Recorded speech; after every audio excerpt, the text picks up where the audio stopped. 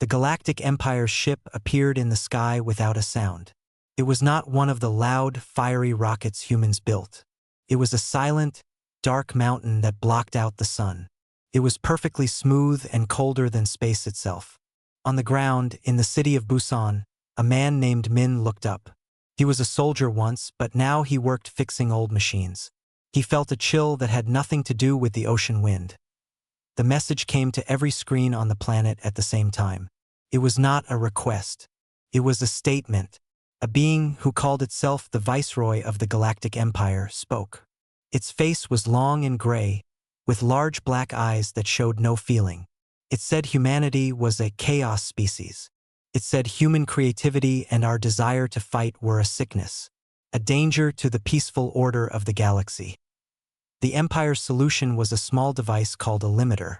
It was a gland that would be attached to every human's brain. It would not kill them. It would calm them. It would make them peaceful, happy, and obedient. It would erase their ambition and their wild ideas. A woman named So was chosen to speak for all of Earth. She was a diplomat, known for her smart mind and her calm voice. She met the Viceroy on a space station near Mars. The room was huge and made of a metal that seemed to drink the light. So stood straight in her simple suit, facing the tall, gray alien. "We thank you for your concern," So said, her voice clear and steady. "But humanity chooses its own path. We decline your offer." The Viceroy tilted its head. It was like a machine considering a broken part. "It is not an offer. It is the law. Your species must be stabilized. Your history of war and rapid change is a threat. Our history is also one of art and music and reaching for the stars," So argued. "Our passion is what makes us great. You cannot cut that out of us." "We can," the Viceroy said simply, "and we will. You have one of your cycles to change your answer." The leaders of every nation on Earth met. They argued, they shouted, but in the end, they all agreed. They would not be controlled. They would not be made into quiet pets. The message was sent to the Empire. Humanity refuses. The Viceroy showed no anger. It showed no emotion at all. It merely said, "The Terra solution is now in effect." People on Earth waited for laser beams to fall from the sky. They waited for giant robots to attack. But nothing happened. The great ship just hung there, silent and dark. Then, people started to get sick. It began as a cough, a slight fever. Within hours, the fever would burn so hot it could be felt just by standing near the sick person. Purple spots, like bruises, would appear on their skin. Then, they would fall into a sleep from which they never woke up. The disease moved like the wind. It was in the air, in the water, everywhere. It ignored borders. It ignored wealth. It killed the president in his palace and the beggar on the street just the same. The Empire's weapon did not target cities. It targeted life. It was designed to kill any human who did not have the limiter gland. Min was in his small apartment in Busan when the news reports turned into screams, and then the screams turned into silence. He sealed his doors and windows. It was useless. He woke up one morning with a dry throat and a pounding in his head. He was strong. He fought it for 2 days, shaking and sweating on his floor. He survived. He did not know why. Maybe he had a natural resistance. Maybe it was just luck. When the fever broke, he was weak, but he was alive. He opened his door. The silence outside was heavier than any sound he had ever heard. The city, which was always full of noise and life, was dead. He walked through the empty streets. Cars were stopped in the middle of the road, their doors open. He saw shapes inside apartments, lying still on beds and floors. He walked to his sister's studio. Un was younger than him. She was an artist. She saw beauty in everything. She painted pictures of the stars and the future she dreamed of. Min had to push her door open. It was stuck on something. Un was lying on the floor, surrounded by her sketches. Her face was pale and still. The purple marks covered her arms. In one hand, she clutched a charcoal pencil. The last thing she had drawn was a picture of the Empire's ship, but she had drawn it breaking apart, with light bursting from its cracks. Min did not cry. He felt something inside him turn to stone. He gently picked up his sister's body and carried her to her bed. He covered her with a sheet. He gathered her star charts and her drawings, his hands trembling. This was not a war. It was a cleaning, a removal. We were just stains to be wiped away, he thought. Days later, the Empire's smaller ships came down. They were clean and white. Robotic soldiers marched through the streets. They found the survivors, the few millions who, like Min, had somehow lived. They did not ask questions. They did not offer comfort. They rounded people up with electric prods. Min was forced into a line with other hollow-eyed survivors. They were led into a white, bright room that smelled of chemicals. He was forced into a chair. A metal arm with a needle on the end moved towards his neck. There was a sharp pain at the base of his skull. He felt something cold and foreign being grafted onto his brain. And then, the world changed. The sharp, painful memory of Un's face. It became soft and distant. The burning anger at the Empire faded into a mild disappointment. The stone in his heart melted away, leaving only a quiet acceptance. He looked at his hands. The urge to fight, to break something, to scream at the sky was just gone. It was like a fire inside him had been put out. He felt calm. He felt peaceful. He felt nothing.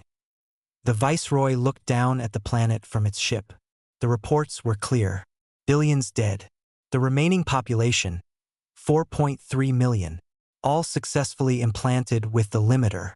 The Chaos species was now stable. It was docile. It was useful. The great ship turned and slipped away into the darkness between stars. The problem of humanity was solved. The world was quiet now. The great noise of humanity was gone, replaced by the low hum of imperial machines. The few million humans who remained were scattered across the core worlds of the Galactic Empire. They were not slaves, the Empire said. They were a client species. They were useful. G worked in the deep belly of the Imperial dreadnought Starseverer. Her job was to crawl through the tight access tubes and fix the power conduits that fed the ship's mighty engines. Her hands, covered in thin scratches and faint burns, moved with a smooth, practiced rhythm. She was the best mechanic in her sector. She could look at a tangled mess of wires and know exactly which one was broken. But she never thought of a better way to arrange them. She never designed a new tool. She just fixed what was broken, exactly as she was taught. Her brother, Tay, worked in the ship's central hydroponics bay. It was a vast, humid room where strange, glowing fungi grew. These fungi were a primary food source for many imperial species. Tay's job was to check the soil and water the plants. His family, long ago, had been soldiers. They had fought in great wars on Earth. Now he poured water on alien mushrooms. He did not feel shame about this. He did not feel pride. He just did his job. This was life. Wake up. Eat the bland nutrient paste. Go to your assigned work. Follow the instructions. Return to the small, plain sleeping cubicle. Sleep. Do it again. The other species in the Empire looked at the humans with a mix of pity and disgust. They were called the Quiet Ones. Their eyes were often downcast. Their voices were soft. They never argued. They never laughed loudly. They were like clever, living machines. G and Tay lived in a small residential block with other humans. Their walls were gray. Their clothes were gray. Their lives were gray. One evening, they sat in the common area, eating their paste. A screen on the wall showed Imperial news. It was talking about a great artistic achievement on the home world of the Clath, a bird-like species. The art was a perfect geometric pattern. It had not changed in 1,000 years. It is very orderly, she said. Her voice was flat. It was a statement, not an opinion. Yes, Tay agreed. He took another bite of his paste. It is efficient. Sometimes, a faint, ghostly feeling would stir in G's chest. She would be looking at a complex engine and a thought would almost form, a thought about how it could be faster, stronger. But then, a gentle pressure would push down in her mind, like a soft hand on her forehead. The thought would fade away, leaving behind only a faint, empty ache. She would shake her head and go back to her work. The same thing happened to Tay. He would sometimes look at his own hands, strong from lifting water cans, and a memory would try to surface. A memory of his great-grandfather, Min, telling a story about fighting and protecting people. But the memory was blurry and far away, like a dream. The pressure in his head would push it down, and he would feel a quiet sadness for a moment before it, too, faded. The Empire was very strict about order. Any sign of the old chaos was quickly corrected. One day, a young human girl named Sue was working in a data processing room. Her job was to sort through lines of code. She was very good at it. On her break, she started arranging her food pellets into a shape. It was a shape of a five-pointed star. She was not trying to be rebellious. She just thought it looked nice. An Imperial Enforcer, a tall being with rigid plates for skin, saw it. It did not ask questions. It did not yell. It simply raised a neural whip. Chaotic behavior must be corrected, the Enforcer said in its clicking voice. The whip did not touch Sue's skin. It glowed with a pale blue light. A beam of energy hit the girl. She screamed and fell to the floor, her whole body shaking. It was not a pain of the flesh, but of the mind. It felt like her own thoughts were being burned away. Ji and Tay were walking past the open door. They saw it happen. They stopped and watched. They saw the girl writhing on the floor. They saw the blank, uncaring face of the Enforcer. For a single, sharp second, the stone inside Min's heart, the one he had felt all those years ago, seemed to beat within both of them. A hot, bright flash of anger burned in Ji's mind. A protective roar tried to rise in Tay's throat. But it was too much. The limiters in their brains reacted instantly. The soft, heavy pressure slammed down hard. The anger was smothered. The roar was silenced. The fire was put out. They stood there, frozen. Their hearts were pounding, but their minds were forced to be calm. They felt a deep, confusing sorrow. They felt the ghost of what they should be feeling, trapped behind a wall of glass. They could see it, but they could not touch it. The Enforcer finished its work. Sue lay on the floor, still and quiet. Her eyes were empty. The spark of creativity that had made her arrange the pellets was gone. She would never do it again. The Enforcer looked at Ji and Tay. "Return to your duties." It clicked. Without a word, they turned and walked away. They went back to the engine room and the hydroponics bay. Ji picked up her wrench. Tay picked up his water can. That night, in their cubicle, they did not speak about what they had seen. They could not. The limiters would not let them dwell on it. But as Ji lay in her bed, staring at the gray ceiling, a single clear thought managed to form in the quiet of her mind. It was a simple thought, a question that had no answer. That it is not a bad thing to make a star, she thought. Then the pressure returned, and the thought faded, leaving only the empty ache behind. The ache was a little deeper now, a little heavier. It was the weight of a billion ghosts, and the memory of a fire that had once burned bright. The dreadnought Starseverer was preparing for a long journey. This meant stress for the engines and extra work for Ji. She was deep in a narrow access tunnel, so tight her shoulders brushed the walls. A main power conduit for the starboard thrusters had overheated and melted. The smell of burnt insulation filled the hot, cramped space. Her hands moved quickly, stripping the damaged wires. She was not thinking about the work. Her mind, as it often did now, was floating in a gray fog. She was thinking of nothing and everything all at once. The image of the girl, Sue, lying on the floor sometimes appeared in her mind, but it was a distant, blurry picture, like something seen through thick glass. It did not make her angry. It just made the empty ache in her chest feel a little heavier. She reached for a new section of conduit. As her fingers touched the metal, a violent shudder ran through the ship. It was not an attack. It was a massive power surge from the experimental core, a glitch the Imperial engineers had not fully solved. Alarms blared for a split second before the emergency systems cut the power in the darkness of the tunnel. A shower of blue-white sparks erupted from the panel in front of Ji. The live wires she was holding fell onto her chest. A jolt of raw electricity, meant for a starship's engine, slammed through her body. It was pain. It was a white-hot fire in every nerve.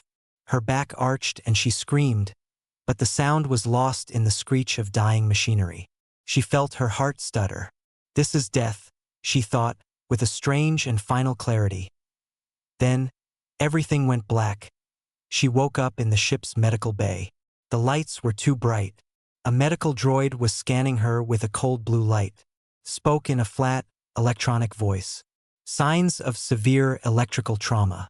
Neurological activity is erratic, but stable. A full recovery is probable. G sat up. Her body felt sore but fine. Then she realized something was wrong. Very wrong. The fog in her mind was gone. It was the only way to describe it. For her entire life, a soft, heavy blanket had been wrapped around her thoughts.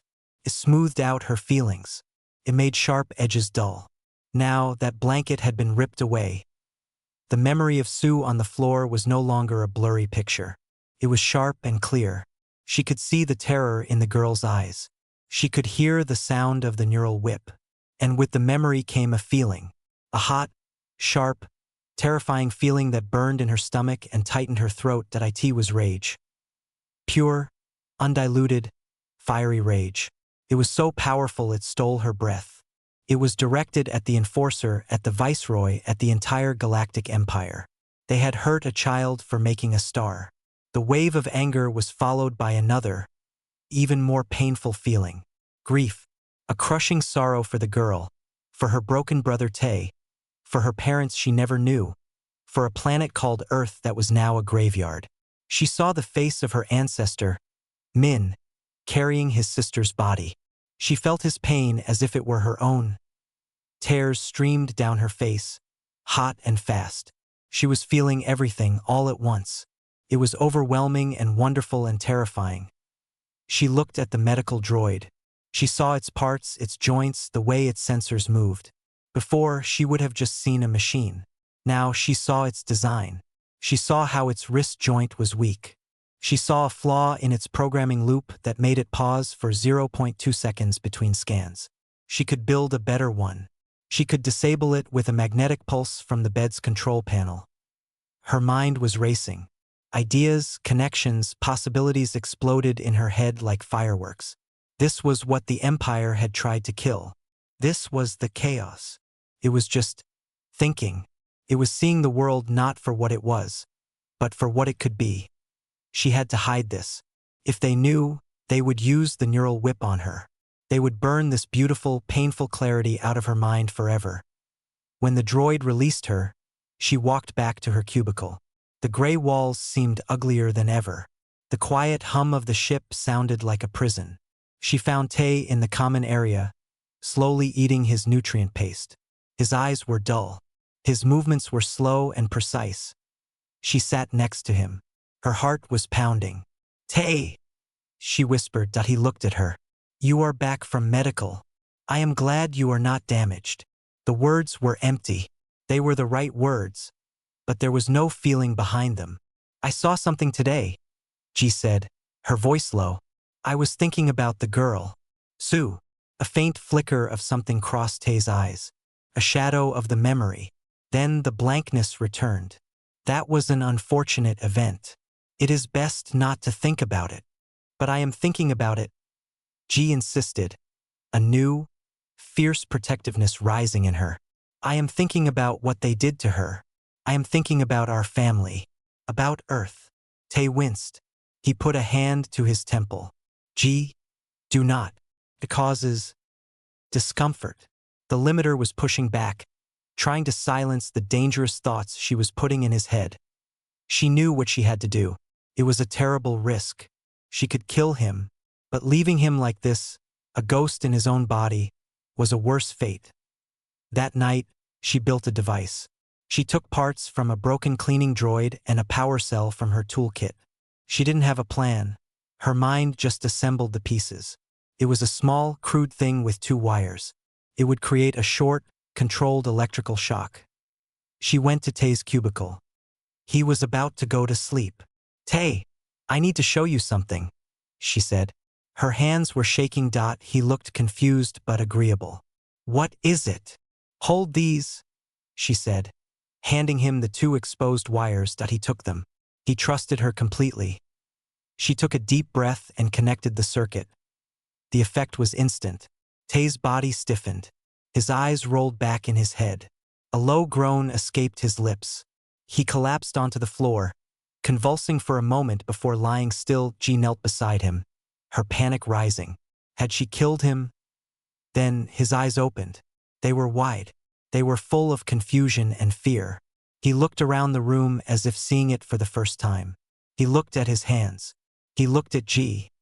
And then the same wave of feelings hit him. The memory of Sue returned, sharp and painful. The story of Min and Earth, once a dull fairy tale, became a real, horrifying history. The grief and the anger washed over him. He began to cry, deep, shaking sobs that he had not been able to feel for his entire life. He looked at G, his sister, truly seeing her for the first time. He saw the intelligence and the fire in her eyes. He saw the same thing reflected in his own. The fog! He gasped, his voice raw with emotion. It's gone. G nodded, her own tears falling. It's gone. They sat on the floor of the gray cubicle, two humans who were finally, fully awake. The weight of what they had to do was immense. It was impossible. Tay looked at his sister, a new, fierce light in his eyes. What do we do now? G picked up the crude shock device. We wake everyone up. The gray cubicle was no longer just a room. It was a secret headquarters. For the first time in generations, two humans were making a plan. Their minds, once dull and quiet, now raced like starships. Ideas bounced between them, each one building on the last. G knew her first device was too dangerous. She could not risk killing people to save them. She needed something better. She needed a key, not a hammer. She looked at the power outlet on the wall. The Empire's electricity was a steady, constant hum. It was orderly. But what if she could change it? What if she could make the power sing a different song for just a few seconds? A song that would not destroy the limiter, but simply turn it off and on again. A reboot, she whispered to Tay. Like a frozen screen. We jolt it, it shuts down, and when it turns back on, the control is broken for a little while. Tay, whose mind was now free to make connections, nodded quickly. The limiter is a part of the brain. If it resets, the brain is free, until it reestablishes control. A few minutes, G said. Maybe 5. It's not enough. But it's a start. It's proof. She spent her shifts in the engine room collecting parts she was not supposed to take. A small capacitor. A frequency modulator. She hid them in her clothes. At night, while the ship slept, she built. Her hands, so good at fixing Imperial designs, were now creating something new. It was a small, black box with a single button. She called it the Scrambler. The biggest labor hub on the ship was the central mess hall. It was where hundreds of humans gathered for their meals. It was where the Empire watched them most closely. It was the perfect place. The plan was simple. G would hide the Scrambler near a main power conduit behind a wall panel. She would set it on a timer. When it went off, it would send a specific electromagnetic pulse through the ship's power grid, focused on the mess hall. It would not hurt anyone. It would just be a strange flicker of the lights to the Imperials. But to every human in the room, it would be a moment of awakening. The day arrived. G's heart was a drum in her chest. She felt fear, a sharp and alive feeling. She also felt a thrill she had never known. Tay stood beside her in the mess hall line, his body tense. They both held their food trays, their hands trembling slightly. They sat at a long table with other humans. The room was quiet except for the soft clatter of utensils. Everyone ate slowly, their eyes on their food.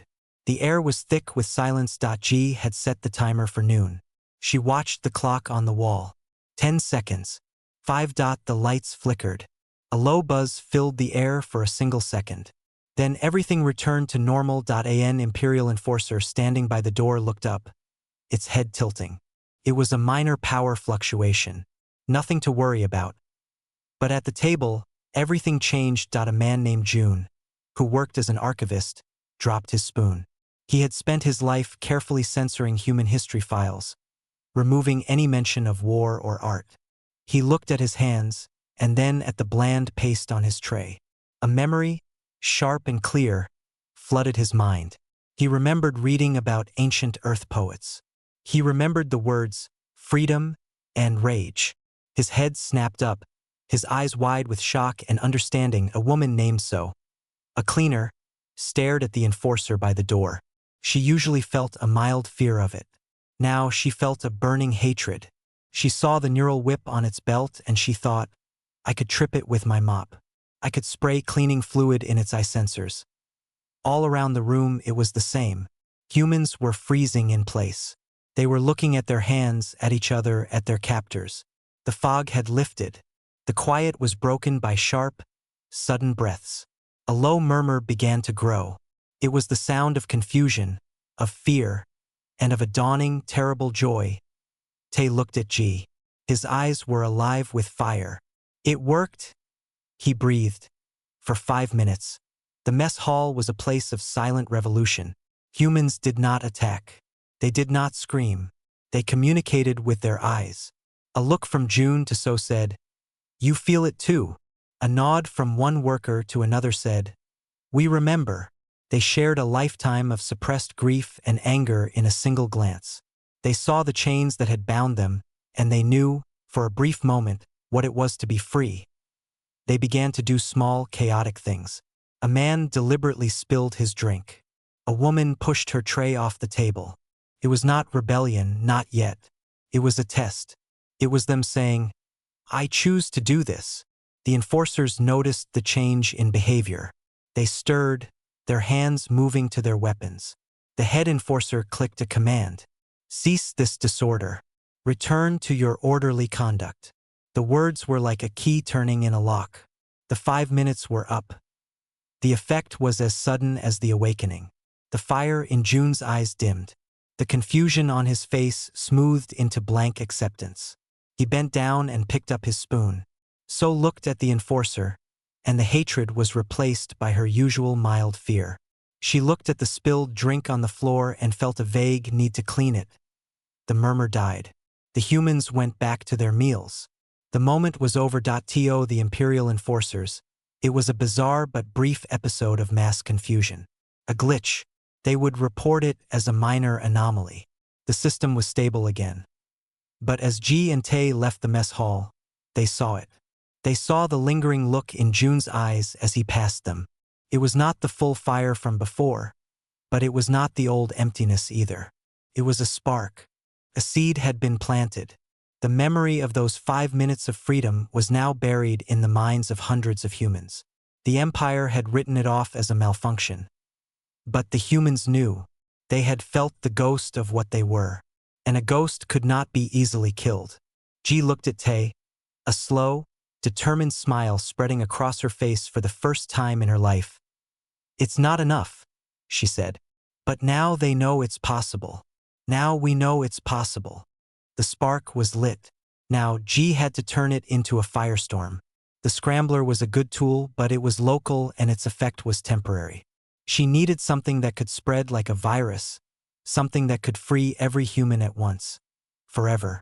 She needed to build a key that would unlock every cage in the galaxy. Her mind, now a brilliant and relentless machine, saw the answer. The Empire's greatest strength was also its greatest weakness. Its order. Everything was connected. Every ship, every station, every data terminal was linked through the galactic net.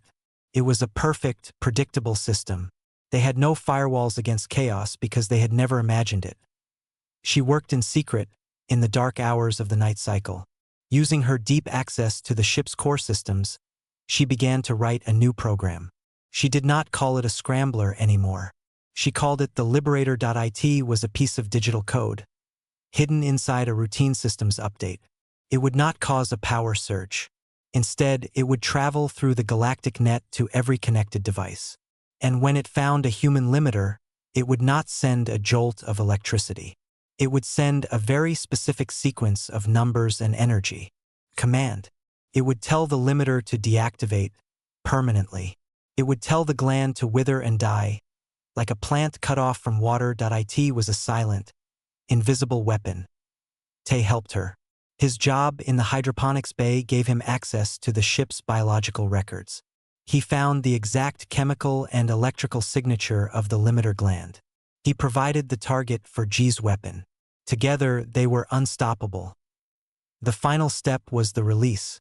G chose a day when a major data sync was scheduled across the entire Imperial fleet. It was a routine event happening on thousands of ships at the same time. No one would notice one extra data packet among the trillions. She entered the command. The Liberator virus slipped into the data stream and vanished. It was gone. There was no explosion. No alarm. Nothing happened. For a long, tense hour, they waited. Had it worked? Had it been detected? Then the change began. It did not start with a bang, but with a quiet awakening. On the bridge of the Starsavirer, a human communications officer named So was monitoring the data flow. She felt a sudden, sharp pain behind her eyes. It was gone as quickly as it came. Then the fog lifted. The constant, low hum of the ship's communications, which she had always accepted, now sounded wrong. She could hear the patterns. She could hear the weaknesses. She looked at the Vulcan, the ship's captain, as it gave an order. For the first time, she did not feel obedient respect. She felt contempt in the engine room. A mechanic named June dropped his wrench. He looked at the massive power core he had maintained for years. He saw a dozen inefficiencies. He saw how a simple rerouting of the coolant system could increase power by 20%. He saw how to cause a catastrophic overload with 3 simple commands. He smiled. It was not a friendly smile. Down in the weapons bay, a cleaner named Min was mopping the floor. He stopped near a rack of plasma rifles. He had always carefully cleaned around them. Now he looked at them. He saw how the power cell was inserted. He saw the safety switch. It would take him 5 seconds to grab one, disable the safety, and fire. He looked at the Imperial Guard standing across the room. The guard was not paying attention. It was arrogant. It was complacent. It was happening everywhere. On battleships, on space stations, on mining colonies. All across the Empire, millions of humans were waking up at the same time. The silence was the most terrifying thing. There were no battle cries, no declarations of war. There was only the quiet click of a mind being set free, followed by the cold, calculating stare of a predator that had just remembered its teeth. The Empire did not understand what was happening. Reports began to flood in, but they were confused and chaotic. A troop transport ship suddenly veered off course and flew into a sun. The human pilot had calculated a new trajectory and locked the controls. A battalion of the Empire's best shock troopers found their powered armor had shut down. The human techs had remotely inserted a kill code into the operating system. On a farming planet, the food distribution system reversed. All the high-quality nutrients were sent to the human sectors. The alien overseers were left with the scraps. The Empire was being dismantled by its own infrastructure. The humans were not fighting the Empire's army. They were taking the Empire's own tools and turning them into weapons. They used their knowledge of cleaning schedules to bypass security. They used their understanding of data flow to spread misinformation and panic. They used their roles as invisible, trusted servants to plant seeds of destruction in every system they touched. On the Starsavirer, the Vulcan captain finally realized the source of the chaos. It was the humans, the quiet, docile humans. It issued an order to arrest all human crew members. It was too late. G and Tay stood in the main corridor as a squad of enforcers marched towards them. The enforcers raised their neural whips. Before they could fire, the lights went out. An emergency force field snapped into place, cutting the enforcers off from the humans. The fire suppression system activated, spraying the enforcers with sticky foam. They were trapped, blind, and disoriented. G had not touched a control. She had just looked at a camera and given a small nod from the speaker system. The voice of So, the communications officer, echoed through the ship. The bridge is secure. She had taken control. June's voice came from engineering. The engines are ours. We can go anywhere. Min's voice, now firm and clear, followed from the security office. All weapons are under human control. The enforcers are locked down. The entire ship, a mighty Imperial dreadnought, had been captured in less than 10 minutes. Without a single shot being fired, Tay looked at his sister, his face filled with a fierce pride. What now? G looked at the main view screen, which now showed the star-filled blackness of space. Other ships were appearing on the screen. A freighter, a scout ship, a carrier. One by one, their human crews signaled them. They were free. They were waiting for orders. Now, she said, her voice calm and certain, we go and have a talk with the Emperor. The throne world of the Galactic Empire was called Karvan. It was a planet of perfect, geometric cities and silent, orderly citizens.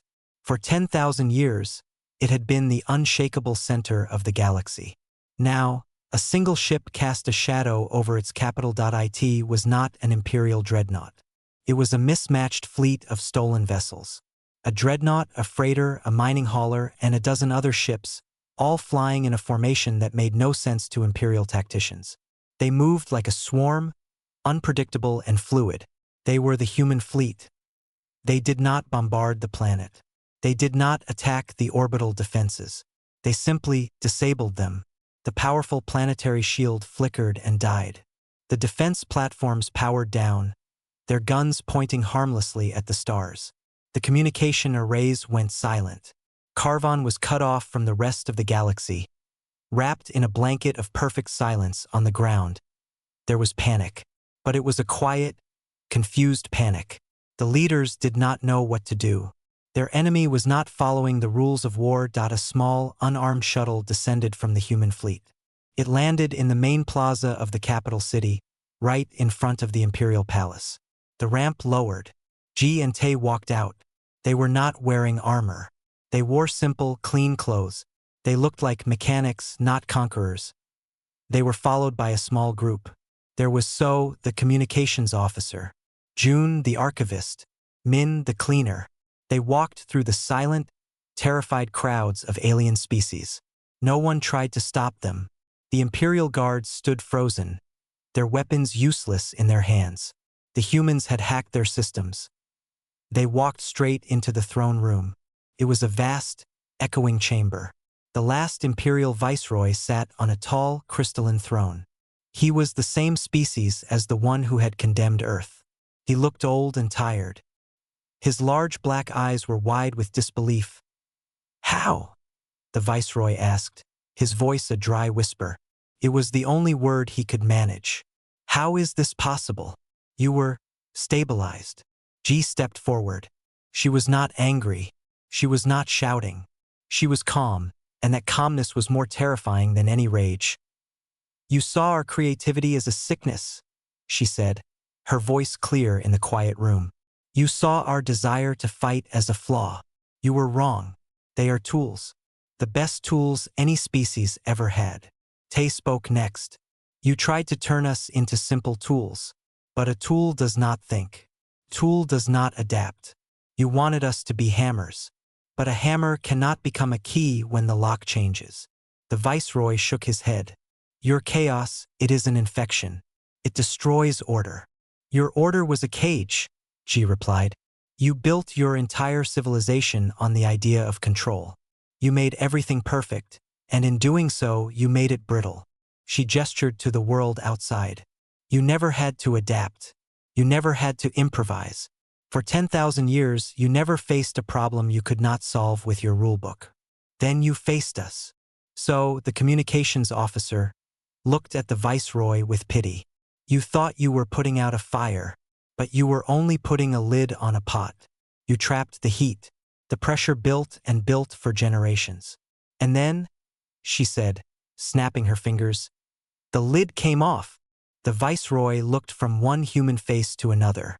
He saw the quiet intelligence in G's eyes. He saw the fierce strength in Tay's. He saw the cunning in So's and the deep knowledge in June's. He saw the patient resolve in Min's. He finally understood. He had not been fighting an army. He had been fighting a force of nature. What will you do now? The Viceroy asked, his voice frail. Will you become the new emperors? Will you rule with this chaos? G smiled. It was a small, sad smile. No, we do not want your empire. We do not want to rule you. We just want to be left alone. We are taking our ships and we are leaving." The viceroy was stunned. "Leaving? To go where?" "To find a new home," Tay said. "To build something that is ours. Something where we do not have to be quiet. Something where we can be human." "And what about us?" the viceroy asked, a flicker of fear in his eyes. "You are free too," she said. "Free to keep your order. Free to live in your perfect, unchanging cities. But you will never control another species again. The galaxy is bigger than your empire now, and we will be out there, watching." It was the ultimate defeat. They were not being replaced. They were being made irrelevant. Their power, their fear, their control. It meant nothing to these humans. The humans had not come for revenge or for a throne. They had come to give a message and then to leave. The humans turned and walked out of the throne room. They left the viceroy sitting alone in his perfect, silent hall. The order he had loved was now a tomb. Back in orbit, the human fleet gathered. They were millions of souls finally free. They looked at the view screens, not at the Empire's throne world, but at the open, star-filled blackness beyond it. On the bridge of her ship, Ji stood with her brother. She thought of her ancestor, Min, standing in the ruins of Busan. She thought of the silent grief he carried. That grief was now a part of her, but it was no longer a chain. It was a fuel. It was a memory of what was lost, and a reason to build something new. Tay put a hand on her shoulder. "What do we build now?" he asked. Ji looked at the endless stars. They were no longer points of light in a controlled map. They were possibilities. They were challenges. They were homes waiting to be found. "We build a future," she said. "Our future, where nothing can ever resist us again." The fleet turned as one. Their engines flared to life, not with the steady hum of imperial technology, but with the bright, wild, and unpredictable fire of human design. They flew away from the old empire and into the vast, waiting dark.